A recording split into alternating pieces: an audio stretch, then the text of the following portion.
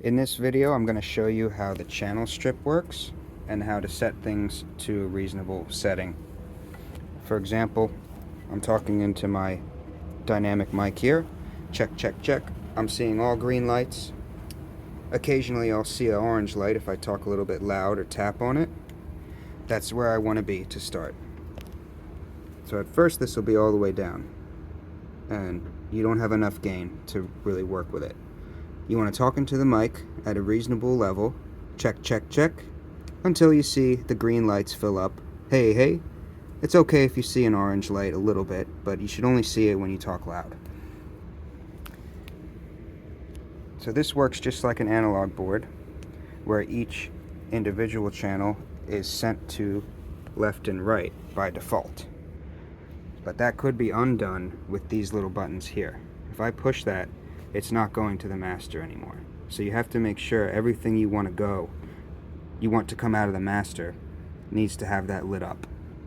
So if I'm selecting all these different tracks, by default they go to the master. Up here is where you'll find your phantom power.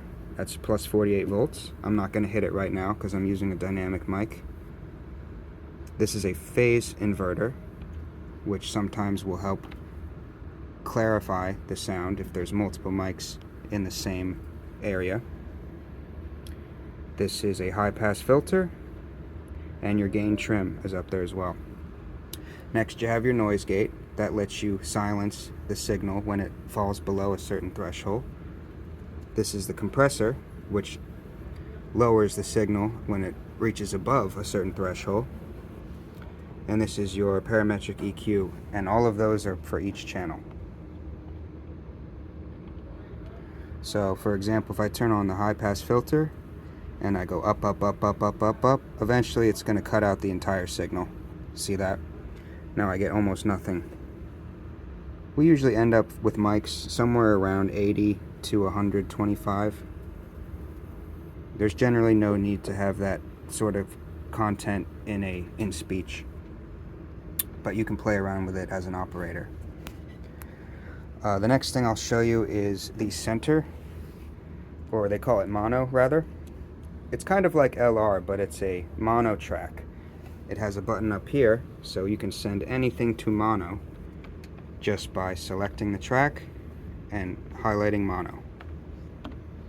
So that is two ways to send an output without having to actually get into the nitty-gritty of the board. And it is patched the same way. So for example, if you want the center to go to the subs or center fills or something, you would select it and you would go to outputs.